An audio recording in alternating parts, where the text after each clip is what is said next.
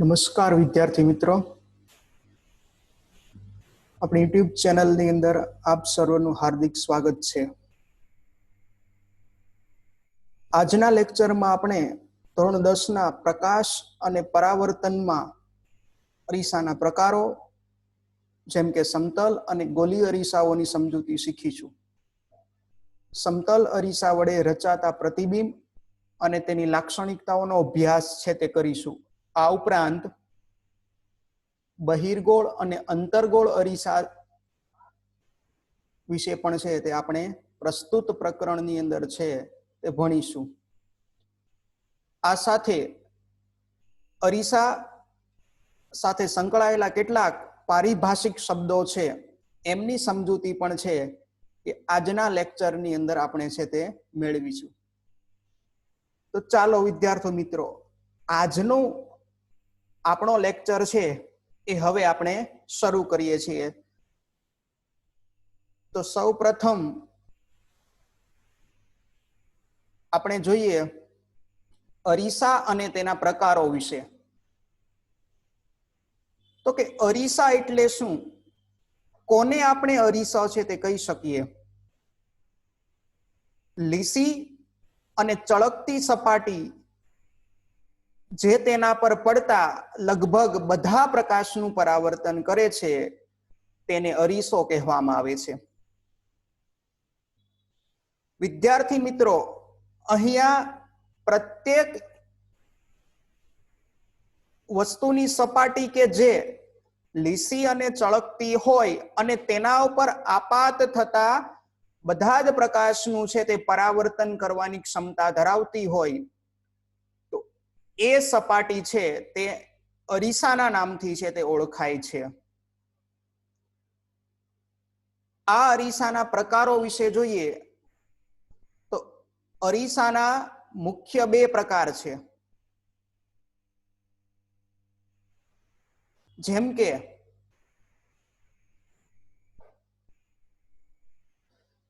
પેલું છે સમતલ અરીસો અને બીજો છે ગોલીય અરીસો. ગોલીય અરીસો એટલે કે એની સપાટી છે તે વક્ર હોય. જેમ કે અહીંયા વાહનના સાઈડ મિરર તરીકે છે એ ગોલીય અરીસાનો છે તે ઉપયોગ છે તે થયેલો છે. ત્યાર પછી આ સમતલ અરીસા વિશે આપણે જોઈએ તો સમતલ અરીસા વડે રચાતા પ્રતિબિંબ છે એની ખાસિયતો એટલે કે એમની લાક્ષણિકતાઓ છે એનો અભ્યાસ છે તે કરીએ. તો કે સમતલ અરીસો કોને કહેવાય? જો અરીસાની પરાવર્તક સપાટી સમતલ એટલે કે સપાટ હોય તો તે અરીસાને સમતલ અરીસો કહેવામાં આવે છે. મિત્રો, જે અરીસાની પરાવર્તક સપાટી છે એ કેવી હોવી જોઈએ? તો કે સમતલ હોવી જોઈએ. તો એ પ્રકારના અરીસાને સમતલ અરીસો છે તે કહેવામાં આવે છે. આ સમતલ અરીસા વડે રચાતા પ્રતિબિંબની લાક્ષણિકતાઓ એટલે કે ખાસિયતો જોઈએ તો જે આ મુજબ છે કે સમતલ અરીસા વડે રચાતું પ્રતિબિંબ હંમેશા આભાસી અને ચત્તું હોય છે. તો પ્રથમ લાક્ષણિકતા શું છે કે સમતલ અરીસા વડે રચાતું પ્રતિબિંબ હંમેશા માટે છે તે આપણને આભાસી અને ચત્તું જ મળે છે. કોઈ દિવસ સમતલ અરીસા વડે રચાતું પ્રતિબિંબ વાસ્તવિક છે તે મળી શકે નહીં. પ્રતિબિંબ છે તેનું પરિમાણ એટલે કે એનું સાઈઝ એટલે કે તેનું કદ જોઈએ તો તેનું પરિમાણ વસ્તુના પરિમાણ જેટલું જ હોય છે. દાખલા તરીકે કોઈ સમતલ અરીસાની સામે 5 સેન્ટીમીટરની વસ્તુ છે એ મૂકેલી હોય તો એ સમતલ અરીસા વડે મળતા પ્રતિબિંબની ઊંચાઈ પણ 5 સેન્ટીમીટર જેટલી જ હોય છે. એટલે કે પ્રતિબિંબનું પરિમાણ છે કદ એ વસ્તુના કદ જેટલું જ છે તે મળે છે. વસ્તુ અરીસાથી જેટલા અંતરે આગળ હોય છે તેટલા જ અંતરે વસ્તુનું પ્રતિબિંબ અરીસાના પાછળના ભાગમાં છે તે રચાય છે. તો મિત્રો અહીં એ ખાસ યાદ રાખવાનું છે કે સમતલ અરીસા વડે રચાતું પ્રતિબિંબ છે તે અરીસાના પાછળના ભાગમાં હોય છે. અરીસાથી મૂળ વસ્તુ જેટલા અંતરે આગળ તરફ છે અરીસાથી એટલું જ તેનું પ્રતિબિંબ પાછળના ભાગમાં છે તે દૂર રચાય છે. એક્ઝામ્પલ તરીકે આપણે જોઈએ તો કોઈ સમતલ અરીસાની સામે 25 સેન્ટીમીટર દૂર વસ્તુ મૂકેલી હોય તો અરીસાની પાછળ એનું પ્રતિબિંબ છે એ 25 સેન્ટીમીટરના અંતરે છે તે મળતું હોય છે. તો આ પરથી મિત્રો એટલું કહી શકાય કે વસ્તુ અંતર અને પ્રતિબિંબ અંતર અરીસાથી સરખા અંતરે છે તે હોય છે અથવા તો સમાન મૂલ્યના હોય છે. વસ્તુના પ્રતિબિંબમાં બાજુઓ છે તે ઉલટાયેલી હોય છે. એટલે કે વસ્તુની ડાબી બાજુ પ્રતિબિંબની જમણી બાજુ તરીકે અને વસ્તુની જમણી બાજુ પ્રતિબિંબની ડાબી બાજુ તરીકે છે તે દેખાય છે. સમતલ અરીસામાં જે પ્રતિબિંબ છે આપણને મળે છે તેની ડાબી અને જમણી બાજુ મૂળ વસ્તુની સરખામણીમાં છે તે ઉલટાયેલી હોય છે. ઉદાહરણ તરીકે કોઈ મોટા સમતલ અરીસાની સામે આપણે ઊભા હોઈએ અને અરીસાની અંદર આપણું પ્રતિબિંબ છે તે દેખાતું હોય ત્યારે આપણે જ્યારે જમણો હાથ ઊંચો કરીએ છીએ ત્યારે પ્રતિબિંબ છે તેમાં ડાબો હાથ છે તે ઊંચો થયેલો દેખાય છે. તો આમ મૂળ વસ્તુની સરખામણીમાં પ્રતિબિંબની ડાબી જમણી બાજુઓ ઉલટાયેલી છે તે હોય છે. આવા પ્રકારના પ્રતિબિંબને પાર્શ્વીય વ્યુત્ક્રમિત પ્રતિબિંબ છે તે કહેવામાં આવે છે. હવે આ સમતલ અરીસાના ઉપયોગની વાત કરીએ તો જુદી જુદી જગ્યાએ છે એ સમતલ અરીસાનો ઉપયોગ તેની આ લાક્ષણિકતાઓને આધારે છે તે થાય છે. જેમ કે એક ઉપયોગ આપણને સૌને ખબર છે કે આપણા ઘરે છે એ દર્પણ તરીકે સમતલ અરીસો છે એ વપરાય છે. આ ઉપરાંત પેરિસ્કોપ અને કેલિડોસ્કોપ જેવા સાધનોની અંદર પણ છે એ પરાવર્તક સપાટી તરીકે તેમાં સમતલ અરીસો છે એ મૂકેલો હોય છે. તો આ થઈ ગયા સમતલ અરીસાના ઉપયોગો. હવે આગળ જોઈએ તો ગોલીય અરીસા અને તેના પ્રકારોની સમજૂતી છે તે મેળવીએ. વિદ્યાર્થી મિત્રો સૌથી પહેલા ગોલીય અરીસાનું જોઈએ. જે અરીસાની પરાવર્તક સપાટી પોલા ગોળાના પૃષ્ઠનો એક ભાગ હોય તેને ગોલીય અરીસો કહે છે. સમગ્ર ગોલીય અરીસો છે ધારો કે તેને કોઈ એક પોલા ગોળાના ભાગ તરીકે કલ્પના કરવામાં આવે તો એ પોલા ગોળાનો જે પર વલય આકારનો ભાગ પડે છે એ ગોલીય અરીસો છે. અરીસાની એક બાજુ સંપૂર્ણ પોલિશ કરેલી અને પરાવર્તક હોય છે જ્યારે બીજી બાજુ છે તે અપારદર્શક હોય છે.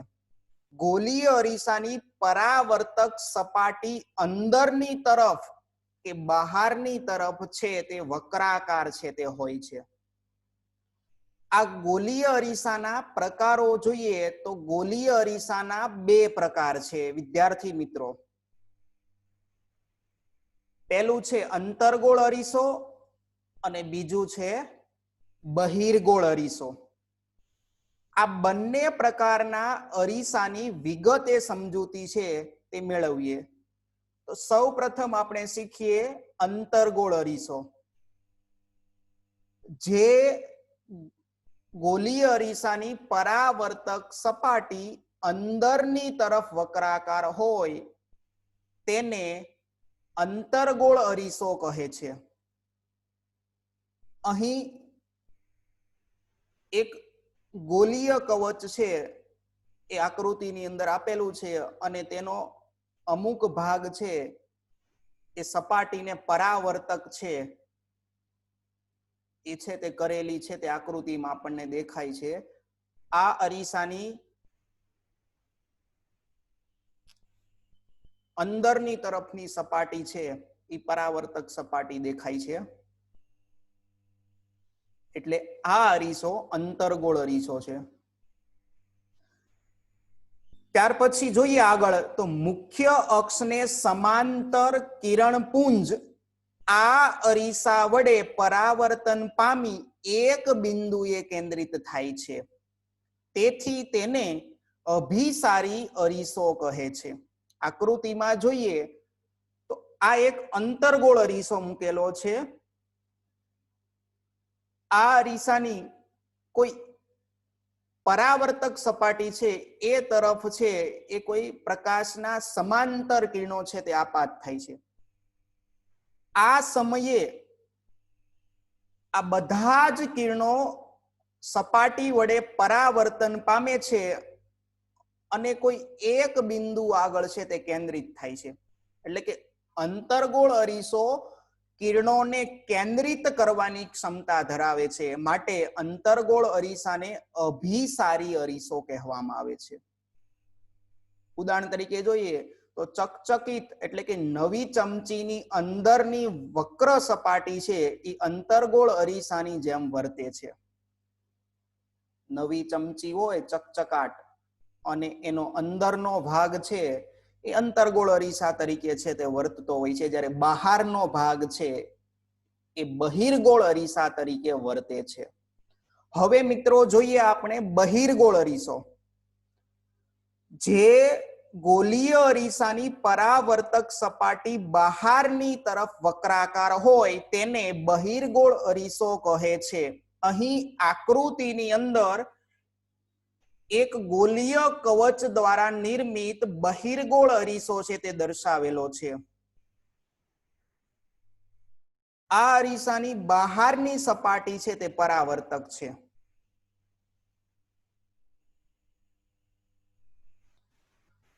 મુખ્ય અક્ષને સમાંતર કિરણપુંજ આ અરીસા વડે પરાવર્તન પામી એક બિંદુએથી વિકેન્દ્રિત થતા હોય તેવો ભાસ થાય છે. તેથી તેને અપસારી અરીસો કહેવામાં આવે છે.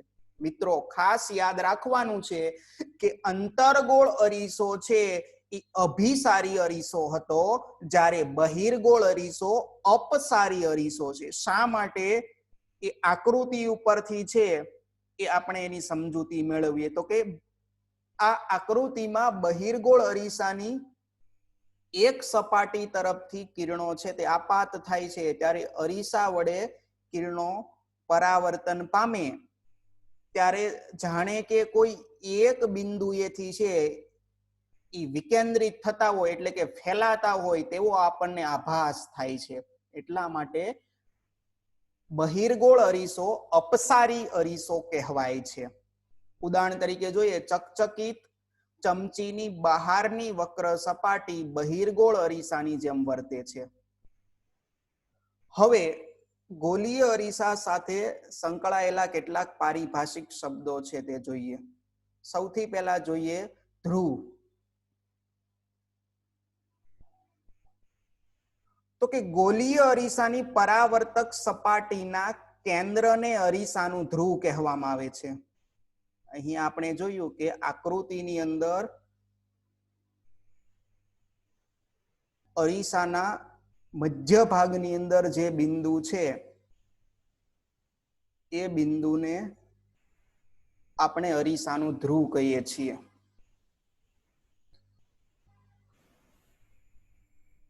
ત્યાર પછી બીજો શબ્દ જોઈએ તો વક્રતા કેન્દ્ર. ગોલીય અરીસાની પરાવર્તક સપાટીના ગોળાને કેન્દ્રને વક્રતા કેન્દ્ર કહે છે. ગોલીય અરીસાની પરાવર્તક સપાટીના ગોળાના કેન્દ્રને વક્રતા કેન્દ્ર કહેવામાં આવે છે. તો અહીંયા આપણે આ ગોલીય અરીસા છે તેને એક ગોળાકાર કવચ તરીકે છે તે સૌપ્રથમ કલ્પીએ તો કંઈક આ રીતનું આપણને જોવા મળે. હવે આ જે ગોળો છે એનું કેન્દ્ર તેના મધ્ય ભાગમાં આવેલું હોય છે. આ કેન્દ્ર જે છે તેને વક્રતા કેન્દ્ર તરીકે ઓળખવામાં આવે છે. અંતર્ગોળ અરીસો હોય તો પણ અને બહિર્ગોળ અરીસો હોય તો પણ એ અરીસો જે કાલ્પનિક ગોળાના ભાગ તરીકે કલ્પી શકાતો હોય તે ગોળાનું જે કેન્દ્ર છે એ વક્રતા કેન્દ્ર કહેવાશે. ત્યાર પછી જોઈએ તો વક્રતા ત્રિજ્યા. ગોલીય અરીસાની પરાવર્તક સપાટી જે ગોળાનો ભાગ છે તેની ત્રિજ્યાને અરીસાની વક્રતા ત્રિજ્યા કહે છે. અહીં આકૃતિની અંદર જોઈએ તો અરીસાનો જે ધ્રુવ હતો ત્યાંથી શરૂ કરી અને વક્રતા કેન્દ્ર સુધીનું જે અંતર છે એ અંતર એટલે ગોલીય અરીસાની વક્રતા ત્રિજ્યા. ત્યાર પછી આગળ જોઈએ મુખ્ય અક્ષ. ગોલીય અરીસાના ધ્રુવ અને વક્રતા કેન્દ્રમાંથી પસાર થતી કાલ્પનિક રેખાને મુખ્ય અક્ષ કહેવામાં આવે છે. બે બિંદુ ધ્રુવ અને વક્રતા કેન્દ્ર છે તેમાંથી પસાર થતી કાલ્પનિક રેખા છે તેને અરીસાનો મુખ્ય અક્ષ કહીશું. ત્યાર પછી જોઈએ મુખ્ય કેન્દ્ર. મુખ્ય કેન્દ્રમાં આપણે બે વસ્તુ શીખીશું, અંતર્ગોળ અરીસા માટે અને બહિર્ગોળ અરીસા માટે. અંતર્ગોળ અરીસા પર આપાત થતા મુખ્ય અક્ષને સમાંતર પ્રકાશના કિરણો અરીસાથી પરાવર્તન પામી મુખ્ય અક્ષ પરના જે બિંદુએ કેન્દ્રિત થાય છે તે બિંદુને અંતર્ગોળ અરીસાનું મુખ્ય કેન્દ્ર કહે છે. આકૃતિ પરથી વધુ સારી રીતે છે તે સમજી શકાશે વિદ્યાર્થી મિત્રો. અહીં એક અંતર્ગોળ અરીસાની છે એ આકૃતિ એનો ડાયાગ્રામ મૂકેલો છે. આ તેનો મુખ્ય અક્ષ છે. આ મુખ્ય અક્ષને સમાંતર આપાત થતા પ્રકાશના કિરણો છે એ અરીસાની સપાટી વડે જ્યારે પરાવર્તન પામે છે ત્યારે એ કિરણો મુખ્ય અક્ષ પરના કોઈ એક બિંદુ આગળ છે તે કેન્દ્રિત થાય છે. આ મુખ્ય અક્ષ પરનું જે બિંદુ છે એ છે મુખ્ય કેન્દ્ર. વિદ્યાર્થી મિત્રો એટલું યાદ રાખવાનું છે કે મુખ્ય કેન્દ્ર મુખ્ય અક્ષ પર આવેલું હોય છે.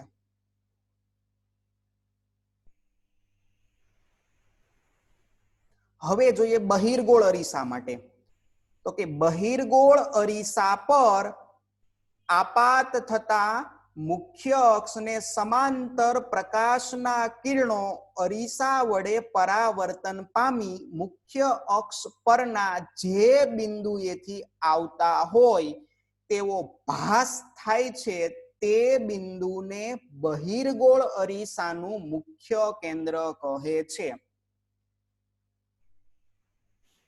આકૃતિમાં જોઈએ તો કે અહીં એક બહિર્ગોળ અરીસા છે તેની આકૃતિ છે એ આપેલી છે. આ બહિર્ગોળ અરીસાનો મુખ્ય અક્ષ છે જે અરીસાના મધ્ય ભાગમાંથી છે તે પસાર થાય છે. આ મુખ્ય અક્ષને સમાંતર આપાત થતા પ્રકાશના કિરણો જ્યારે અરીસાની સપાટી પરથી પરાવર્તન પામે છે ત્યારે તે બધી દિશામાં ફેલાઈ જાય છે. પરંતુ આ પરાવર્તન પામેલા જે કિરણો છે એ મુખ્ય અક્ષ પરના કોઈ એક બિંદુએથી છે ફેલાતા હોય કે વિકેન્દ્રિત થતા હોય તેવો આપણને આભાસ થાય છે. જેમ કે અહીંયાથી છે એ ચારે તરફ કિરણો છે એ ફેલાઈ રહ્યા છે. તો આ મુખ્ય અક્ષ પરનું જે બિંદુ છે એ બિંદુને આપણે મુખ્ય કેન્દ્ર છે તે કહીશું.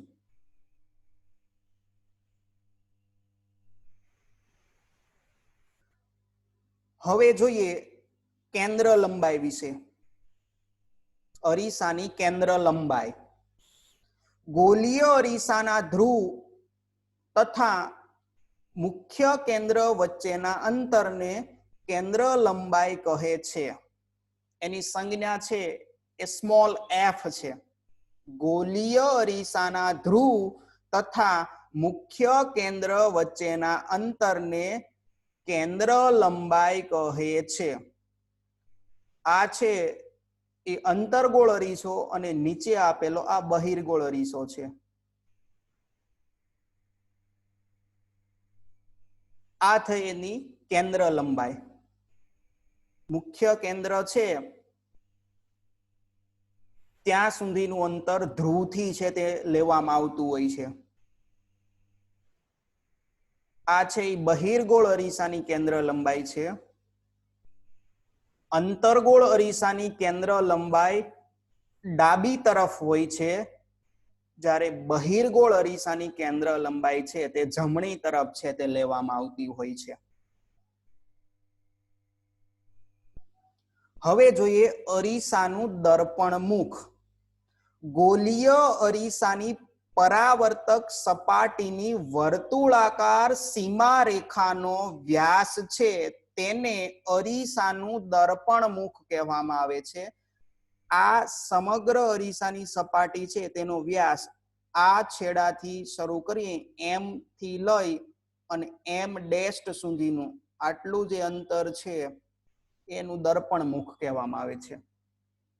અહીંયા અંતર્ગોળ અરીસામાં આ એમ બિંદુથી શરૂ કરી અને એમ ડેશ સુધીનું જે બિંદુ છે એ તેનું દર્પણ મુખ છે. દર્પણ મુખનો ઉપયોગ શું છે અને તેના પરથી શું સમજ આવે છે? તો કહી શકાય કે દર્પણ મુખની મદદથી અરીસાના કદનો ખ્યાલ આવે છે. જો અરીસાનું દર્પણ મુખ નાનું હોય તો તે નાના કદનો અરીસો હોય અને દર્પણ મુખ જો મોટું હોય તો તે અરીસો છે તે મોટા કદનો હોય. તો વિદ્યાર્થી મિત્રો, અહીંયા આપણે અરીસાની સાથે સંકળાયેલા કેટલાક પારિભાષિક શબ્દોનો છે તે અભ્યાસ કર્યો, જે આગળ જતા ઉપયોગી છે. એટલા માટે આ દરેક શબ્દો છે એની સમજૂતી મેળવવી છે તે અત્યંત જરૂરી હતી. તો અહીંયા લેક્ચર છે તે પૂરો થાય છે. Thank you for visiting. See you again soon. Goodbye. તો વિદ્યાર્થી મિત્રો, આવી જ રીતે એડવાન્સ લેક્ચરના વિડિયો તમને અને તમારા મિત્રોને મળતા રહે એટલા માટે